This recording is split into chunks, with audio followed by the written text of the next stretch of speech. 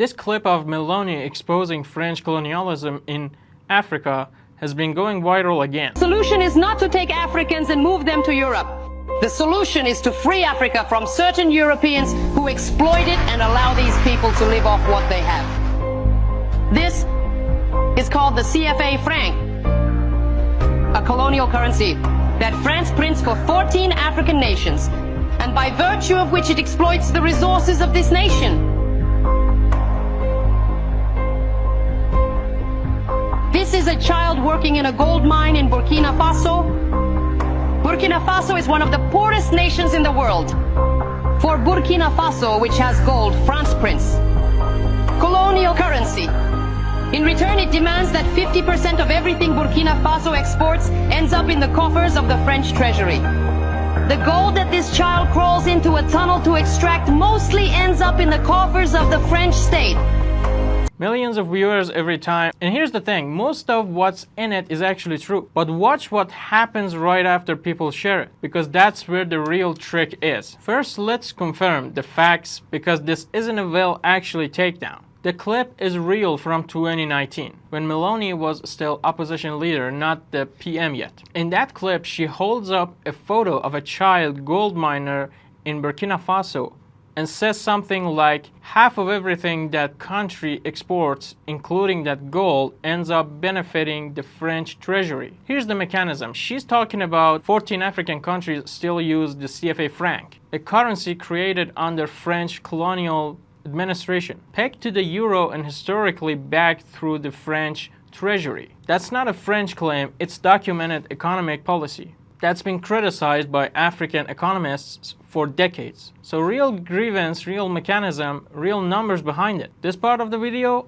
accurate. Now here's what happens in the comments and in 100 re-uploads of this clip. This is why Africans are flooding into Europe. Colonial exploitation causes poverty. Poverty pushes people to leave, therefore colonialism explains the migration numbers. It sounds airtight. It's also not what the data shows, and this matters because this exact argument, France never stopped colonizing Africa and that's what migrants are dying in the Mediterranean, was made explicitly on the record by Italian politicians in 2019, specifically to justify sanctions on France and tougher EU migration policy. That's not speculation. That's the stated goal at the time. Now let's just look at who's actually arriving and where they're from. In 2024, the EU received 912,000 first-time asylum applications. In 2025, that number dropped to about 669,000, down over a quarter. So first, the trend is down, not up. Now, who are these people? In 2024, the single largest group was Syrians. 148,000 applications, 16% of the total. Second was Venezuela at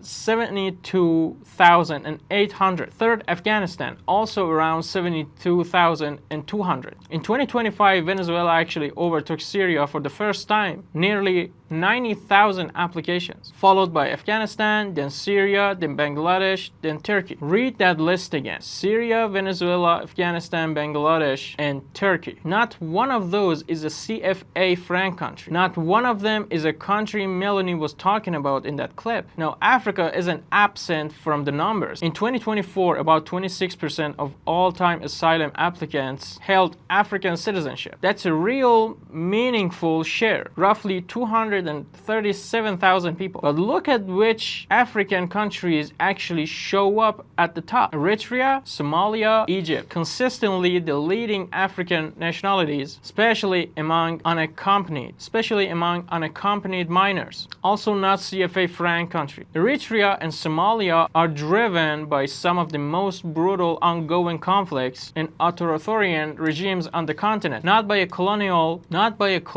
currency peg. Meanwhile, arrives specifically from the CFA franc countries, the ones actually named in that viral clip, barely registered by comparison in the sea and land crossing data into Italy and Spain, where the top nationalities are things like Bangladesh, Eritrea, Egypt, Pakistan, and via the Atlantic route into Spain. Mali, Senegal, Algeria, Morocco, Guinea. A mixed bag and much more complicated one than colonialism made them leave. So here's what actually happens rhetorically. You start with a true sympathetic claim. Colonialism was exploitative, and in some ways it still is. Economically, nobody with any historical literacy is going to defend the CFA franc. That claim earns trust immediately. Then a second separate claim gets stapled onto it. And that's why there's a migration crisis using totally different data, different countries, different root causes, because the first claim was true and emotionally loaded. People wave the second claim through